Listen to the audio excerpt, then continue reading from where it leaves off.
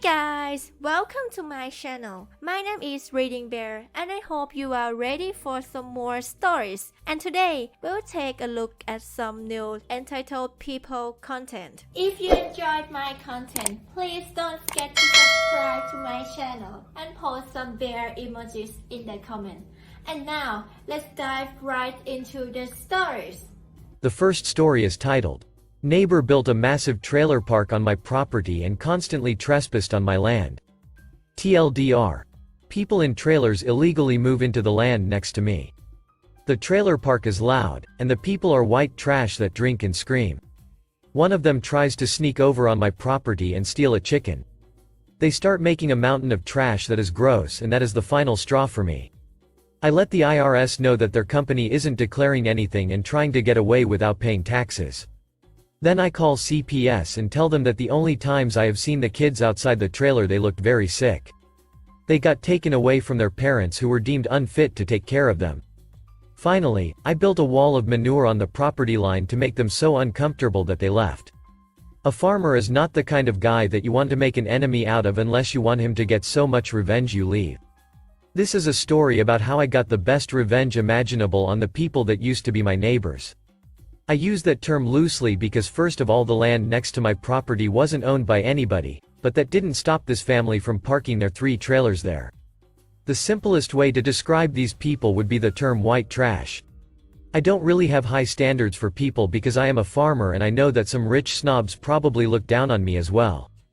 These people though were next level and spent their days drinking, screaming, cursing, and more drinking.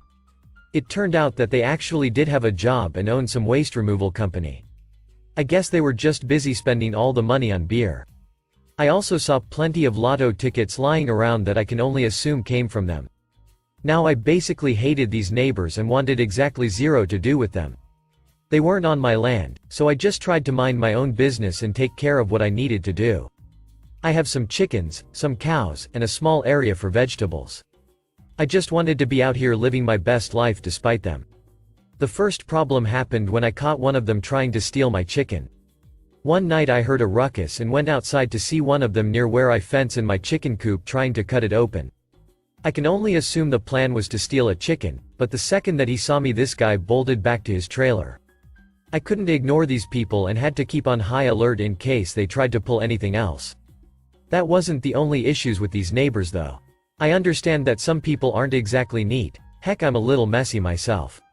Now since they didn't own the land they didn't actually get trash picked up by the town and instead had to deal with it themselves. This ranged from them moving it out where I keep my garbage to doing nothing at all.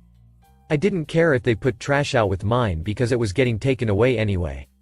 I guess it became too hard for them though because they just started letting things pile up outside near the property line. A mountain of trash started to form, and I was disgusted going anywhere near that side of my property. It was a huge health hazard and that was when I decided I had enough with these guys. I was going to get some revenge and teach them a lesson. Now since they were very loud I could always hear them bragging among themselves how they didn't declare any taxes for their business. This way they didn't pay anything for it and talked about how much money they would save doing this. I used this knowledge to my advantage and made a little call into the IRS that the company doing waste management for most of the town wasn't declaring anything. I knew after a while this took effect because I could hear them yelling from one trailer to the other about the IRS auditing them and which one of them let it slip what was going on. They didn't even suspect I had anything to do with it and I wasn't done.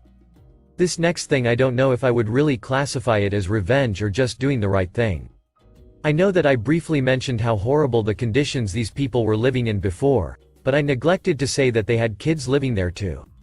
Kids that I never saw go to school and were mostly kept locked in the trailers all day and night. Kids that were always dirty and surrounded by adults just getting drunk and leaving trash everywhere. They were mostly kept in the trailers and the few times I saw a kid they looked sick to me. I couldn't just look at this and do nothing about it, instead I called Child Protective Services about my concern. A black car pulled up and a lady in a suit started knocking on the doors of the trailers and speaking to the people inside. I guess the conditions were bad enough that they actually took the kids away. I know that foster care isn't the best environment, but please trust me when I say that I wasn't getting their kids taken away as some sort of sick revenge. They clearly weren't being cared for and I wasn't going to just sit around and watch that display. In fact, seeing that made me even angrier at them and wanted to give them one last piece of revenge, this one bigger than anything else. Since I had livestock and crops, it was within my rights to have a nice big compost piles on my property, courtesy of my cows. I decided that the perfect place to put it would be right on the property line between me and the trailer park neighbors. For those that don't know what these compost piles smell like, you don't want to. Farmers are a little more used to it, but these people certainly had this as a new smell for them. I hadn't seen them hanging outside of their trailers for a couple of weeks because it smelled too bad for them to go outside. For the first time in months, I didn't hear screaming and cursing coming from them. I guess the smell finally got too much for them because that was the final straw for them to pack up their trailers and move out. I drove them away and I didn't feel bad about it one bit. They didn't own the land, were making it a disgusting place, and even dragging innocent children into the whole thing. I don't know what they did after that, but I want to think and believe the best. I want to imagine that they got their acts together and found a better place to live. I want to imagine they were able to get their children back and treat them right from then on. The only thing I do know for sure was that their company was not in charge of the town's waste management anymore, and looking up online I can't even find it.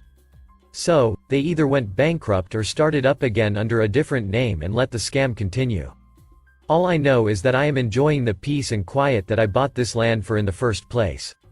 The chickens and cows are the only neighbors that I need at the end of the day. If someone buys that piece of land, good, but if someone else takes it over and starts trouble, I have no problems getting some revenge again. The next story is titled, "The credit for my work costs $5,500.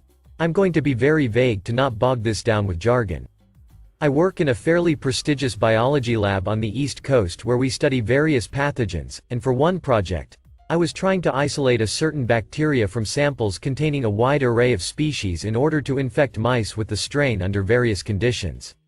While doing research to see if there were mediums that were selective for the target bacteria or if there were antibiotics that my target was resistant against that would kill everything else, I ended up with various ways to isolate the bacteria, using a process I thought of myself to test the efficacy of each isolation method. Before starting my experiment, I ran it by my coworker who is a seasoned immunologist of 10 years, let's call him Dan, who trained me in working with bacteria when I started the job. I'll probably rant about Dan in another post. He thinks it's great and gives it the green light, and for the next 2 months, I'm running the experiments, calling biotech, pharma companies for quotes on their products that I'm using to isolate the bacteria, and end up with a big spreadsheet that contained both the efficacy and cost-benefit analyses of all the methods I came up with or found. I show my results to Dan and he's ecstatic, although he mentions that it's likely going to be a while before we use the data and make a decision on the isolation method due to us waiting on samples to come in. I send the spreadsheet along to my head scientist at a lab. Anyway, and shift my time to other projects I'm working on. Another couple months go by and after not hearing anything from Dan about patient samples, another coworker comes up to me and asks me where I could find a set of certain plates to isolate the target bacteria from. I'm confused and ask him why he's looking for those, because based on my experiments, the plates he wanted were the least efficient and most expensive way to select the bacteria we were looking for, not to mention that I had no idea that we had ordered any more than the 10 plates I used to run my experiment. He argued me and said that Dan's research said otherwise. That confused me even more, and when I asked him to show me what he was talking about, he proceeded to show me my own spreadsheet, where he quickly realized that he had been misled and said that Dan must have made an error in the spreadsheet. I told him that I was the one who ran the experiments and got the results, and if Dan ordered the bad plates, then he had just wasted the lab's money. The other coworker said I probably told Dan to order the wrong plates, but when I said I had no idea plates were being ordered at all he had to say to that was, "Oh. That's weird." Sure enough, later that day I look inside our cold room and see several boxes, roughly $5.5 thousand worth, of the expensive and inefficient plates, and I confront Dan about it. I asked Dan why he ordered so many plates, and if he had been telling other people that he had done the experiments. He laughs a little before asking if I had even read the spreadsheet that I made, and states that the plates he ordered were the best based on my criteria, and that because he taught me how to work with bacteria, I was piggybacking his methods, and that him validating my experiment before running it was tantamount to him doing the work. He told me not to worry about it anymore and that he would be presenting the data to the PI because he had already prepared a slideshow and everything for it.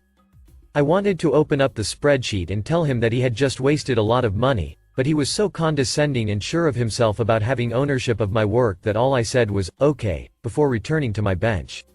Later that week, we have our lab meeting where Dan is presenting his work to the whole lab and states that we can finally move ahead with isolating the target bacteria from patient samples. Sure enough, my spreadsheet is on the TV used as our projector, and my PI asks when we could expect the materials used in the most efficient isolation method to arrive. Dan corrects the PI, stating that the bad plates were the best and very proudly stated that the plates had already arrived. I then interjected, very bluntly saying that the plates he ordered would recover over 90% less of the bacteria than the method my PI had picked from the spreadsheet. Dan fell silent, face going shades of red before he stumbled through a justification of ordering the bad plates, how in the long run we'd save some money by not ordering the materials needed to do the method my PI wanted. Only for my PI to chime in stating it was absolutely worth it if it meant a tenfold increase in recovery, and that we shouldn't be wasting samples, time, and money on bad plates. Dan very quickly blurted out that it was my spreadsheet and that there must have been a miscommunication between us before ordering the plates before he quickly sat down, and all I said was that I was not told by anyone that anything off my spreadsheet was being ordered. My PI asked Dan if he submitted the data to me before I sent it to him, and Dan sheepishly admitted that I was the one who ran the experiments and compiled everything, so he must have misread my data and ordered the wrong materials, and was about to suggest that I possibly misspoke when showing him my data the first time before my PI cut him off to move on to the next lab topic. The rest of the meeting he was red, glaring at me out of the corner of his eye. After the lab meeting, Dan pulled me aside and asked me why I didn't tell him that he ordered the bad plates. I told him that since it was his research he should have known what method gave the best results since he would have calculated the yield of each method when doing the experiments, and that if he wanted my input he should have told me before he ordered them. I went to the PI and cleared up the confusion, putting in the right order for the materials needed to best isolate the target bacteria from our samples and making sure he knew that I had no idea that my data was being acted upon in case Dan went behind my back to somehow throw me under the bus. Needless to say, we communicated far less after that whole ordeal and I quickly found other people in the lab to work with. I later found out that he had been taking credit for all the work I did ever since starting in the lab, and while it frustrates me to still have to tell people every now and then that I made the figures or did the experiments that Dan had told them about when my data comes up, more people have come to me to discuss their projects and ask for my help since Dan was exposed, and I find solace in the memory of his red, twisted face looking like it was going to explode in front of everyone, barely able to make out a word to cover his ass. The next story is titled, Cheapskate Boss. I worked as a shift supervisor in a department of about 60 employees. Every year there is a designated week to celebrate our profession.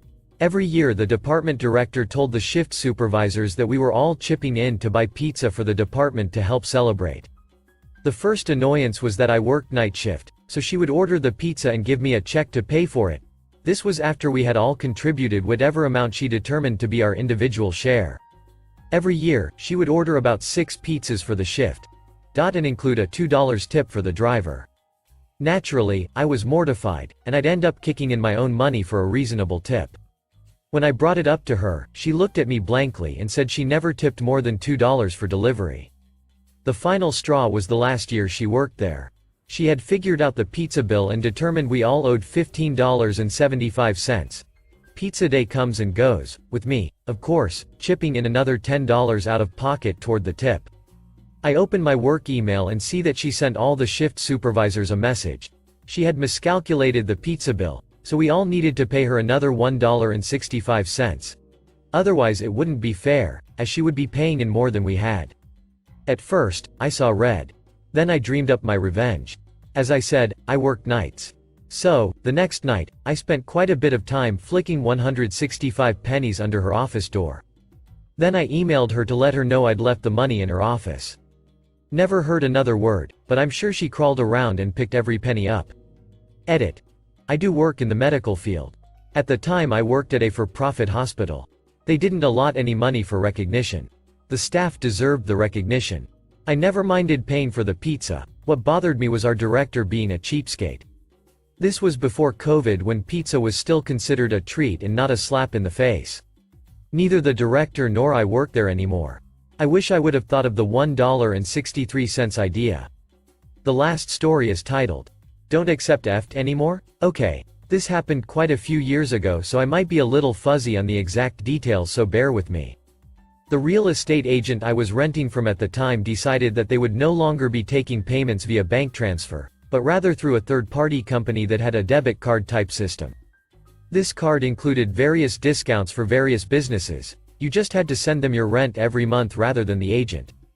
Sounds like a great deal until you look at the fine print. As well as an initial setup fee, each transaction would incur a small transfer fee. Granted, this added up to less than $1 per month, but by God they were not going to charge me for the convenience of sending them money. I did some digging into the tenancy laws in my area and discovered that they were obligated to offer an alternate payment option.